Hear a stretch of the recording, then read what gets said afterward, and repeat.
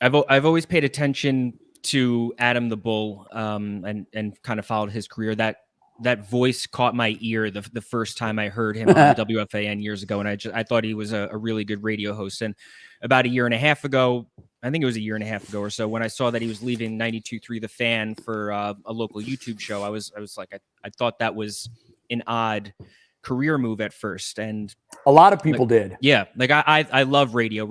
That's my favorite medium.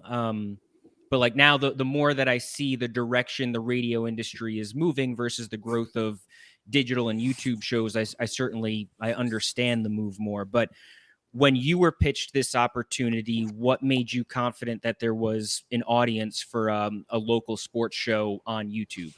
Well, I've been watching, I've been paying attention, and I'm seeing where the audience has shifted to. And it's shifting away from linear TV. It's shifting away from radio at about the same speed that the industry shifted away from newspaper 20 years ago. You know, with the advent of digital and the internet and information instantly at your fingertips from a billion different sources, it's fractured the financial structure and the old model into a million pieces. And obviously, you know, when it was first pitched to me, I said, no, I'm not interested in that. Not because it was a YouTube show, because I didn't really want to do a 2-hour daily along with a 1-hour daily live show on Channel 3.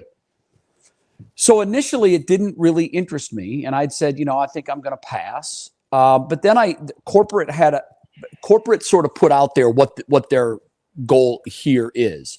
So I work for a company called Tegna. They own 62 local television stations across the country. And with those 62 stations, they have a very, very big penetration of the entire United States. They have big stations in big markets.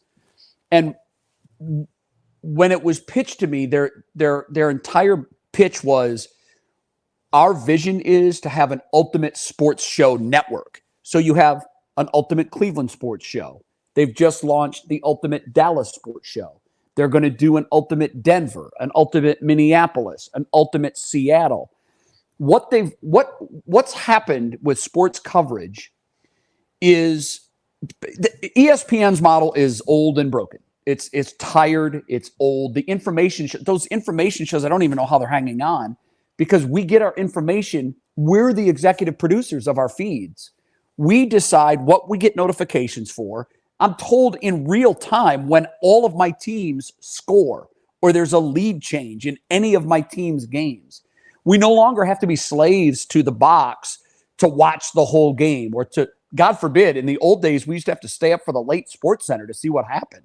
Like, no, dead. It doesn't have to work that way anymore.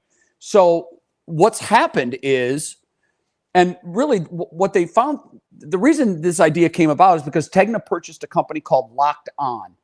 And they're a podcasting company that did Locked On Cleveland, Locked On Detroit, Locked On San Francisco, Locked On Philadelphia. They've got maximum penetration of the entire country, and they're narrow casting to that city's fan base. And in the case of Cleveland, within the last, if you count Sunday's post-game show, Monday's 11-1 live show, and today or yesterday's 11-1 live show, we reach over 100,000 people in those 3 days. And the response and the growth of this has been astounding. Never in my wildest dreams did I think that we could reach that kind of audience. What's happened is we've, in a very short period of time, built a brand that's reliable to Cleveland sports fans, and we've become a go-to source for information. The local television stations have 3 minutes at 6 and 11. ESPN doesn't waste time with Cleveland stories unless they're major stories, and oftentimes they're bad news. Right. So what we've sort of found is we've filled a niche that's when we send, like, imagine this. We send notifications to our 30,000 plus subscribers anytime we're going to go live with breaking news. So let's just say Deshaun Watson practiced today, and after practice, he said, I feel like my shoulder is worse. They did an MRI. It's a torn rotator cuff. we immediately scramble up and get a couple of hosts on the air from home, wherever we are. And all of our subscribers get an instant notification to their phone. UCSS is live right now with instant reaction to the Deshaun Watson news. Like, it's the landscape has changed so dramatically in the almost 40 years now that I've been in the business that this is the future. And you're going to see that more and more. I read not long ago that Bob Iger, in his address to Disney shareholders, said that in the not too distant future, he sees ESPN as a stream only service. And think about it. Why are they programming 48 hours a day between ESPN and ESPN2? They're programming and filling 48 hours a day, when in reality, the only thing that moves the meters now is live sports. Sure. Yeah. So you don't need the infrastructure of this massive campus in Bristol and all of that overhead.